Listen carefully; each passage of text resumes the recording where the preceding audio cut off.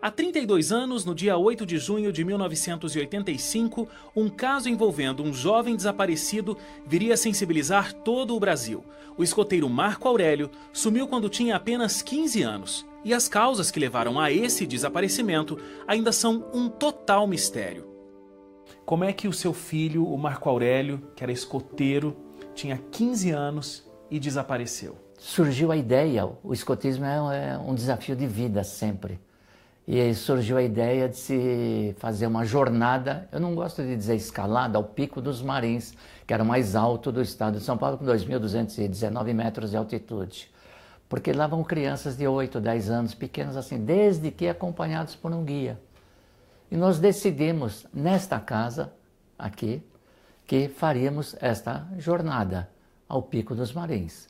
Começamos assim, num grupo de 16, 17 pessoas, inclusive eu era para ter ido. E depois, por uma questão de atividades profissionais, o grupo foi se reduzindo e ficou a 4 garotos e o líder. Garotos de 15 anos e o líder de 37 anos. Eles seguiam por um caminho errado.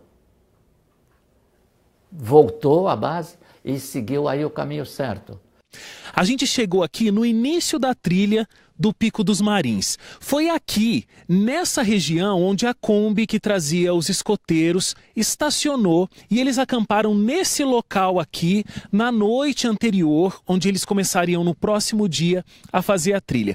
Para chegar aqui, a gente passou por 12 quilômetros de uma estrada de chão, a gente ficou mais ou menos 1 hora dentro do carro para chegar até esse local. Até o ponto em que aconteceu o desaparecimento do Marco Aurélio, a gente tem uma caminhada de mais ou menos 1 hora e meia. Para chegar até o pico aqui dos Marins, seriam mais ou menos umas 3 horas caminhando até o topo. Então você vai acompanhar com a gente esse caminho a partir de agora.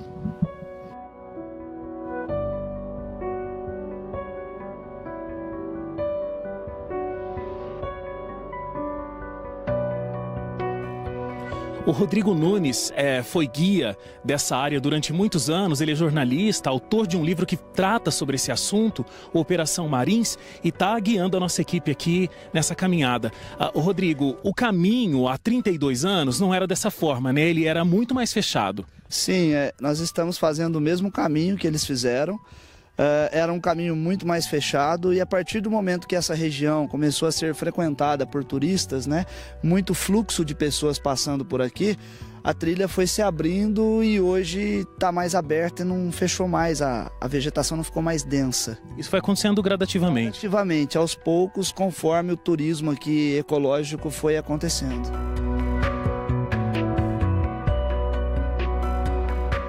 Nós estamos a 1.200 metros de altitude aqui no Pico dos Marins. A ideia era atingir 2.422 metros, o topo. Mas eles não passaram dessa fase aqui da escalada. Marco Aurélio estava junto com mais 3 colegas escoteiros e o líder do grupo. Eles não ultrapassaram essa fase porque um dos escoteiros ele se machucou nessa pedra, por esse caminho. Foi quando o líder decidiu então que eles não seguiriam com o desafio. Marco Aurélio, segundo consta nos relatos, ele pediu para que fosse à frente, para que abrisse o caminho da mata, para que depois os outros passassem com mais facilidade. Marco Aurélio nunca mais foi visto. E esse era um desafio muito especial, porque era o último passo para que Marco Aurélio se tornasse um escoteiro sênior. O que era para ser uma grande aventura se tornou, na verdade, um grande pesadelo, não só para Marco Aurélio, mas para toda a família e inclusive até hoje. Quando foi que esse desaparecimento causou uma sensação de desespero no senhor? Foi imediatamente ou foi depois?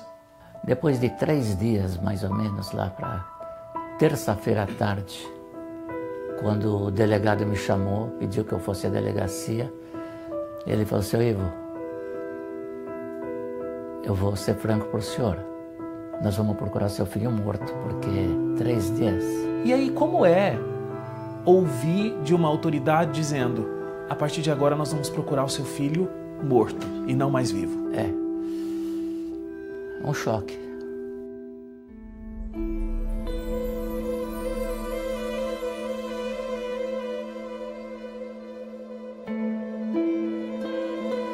O Marco Aurélio tem um irmão gêmeo, o Marco Antônio.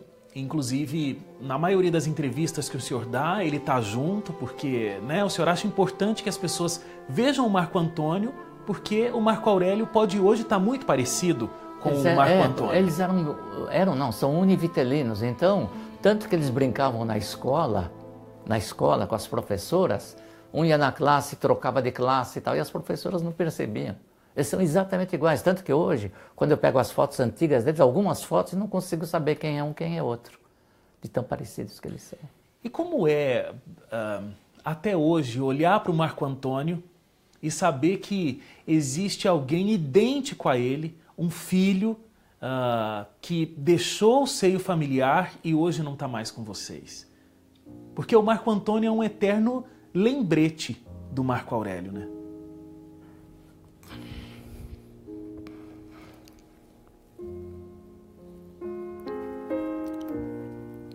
Esse é um sentimento único, seu. Piores dias, dia do aniversário. Você tem que fazer festa para um, bolo para um, dar presente para um, sem saber. Natal, quando a gente sempre reunia a família. Mas faz parte da história, não há como mudar isto. Mas é um sentimento muito meu, muito meu.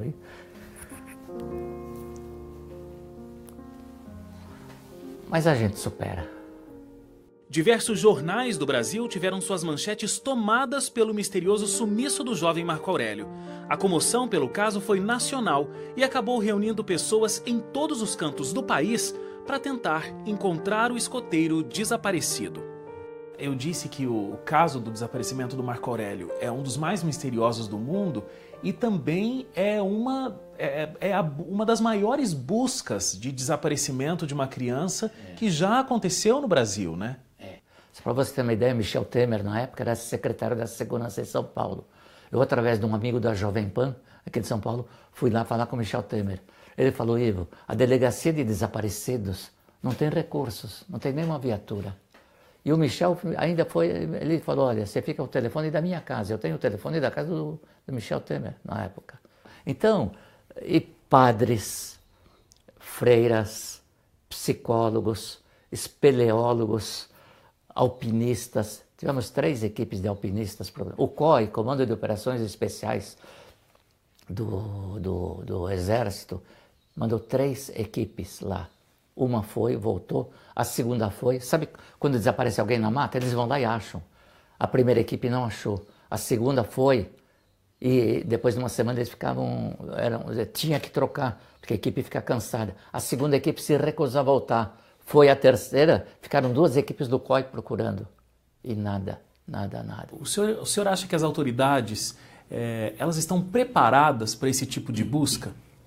Na verdade, essas buscas não têm ocorrido, só em casos que têm uma grande repercussão na própria imprensa, que acabam sensibilizando a opinião pública, é que a polícia acaba se dedicando. Mas, em geral, não há investigação, não existem buscas. É muito diferente de outros países, como os Estados Unidos, por exemplo, possui o chamado alerta Amber. Então, uma criança desaparece, a família faz um boletim de ocorrência e imediatamente aquela notícia do desaparecimento vai para um cadastro nacional e as fotos, os dados sobre o desaparecimento começam a entrar em em ônibus, né, em estações de metrô, em estações rodoviárias, em aeroportos, já começa, e as pessoas recebem no SMS, a criança desaparecida com a foto, com os dados da ocorrência, recebem mensagens pela internet. Então, existe todos os setores são aí comunicados para que toda a sociedade se envolva na busca da criança desaparecida, o que não acontece no Brasil. Aqui são iniciativas muito isoladas, né? por parte de alguns familiares, por parte de algumas organizações não governamentais. Seu Ivo, eu gosto muito de perguntar para as pessoas que eu entrevisto qual é o grande sonho da vida delas. Não preciso te perguntar, porque esse sonho está muito latente. É encontrar o Marco Aurélio, né? Tá com ele novamente. Como é que alguém pode entrar em contato se tiver alguma pista sobre onde está o Marco Aurélio? Bom, eu sempre digo assim, por exemplo, se alguém ligar para a TV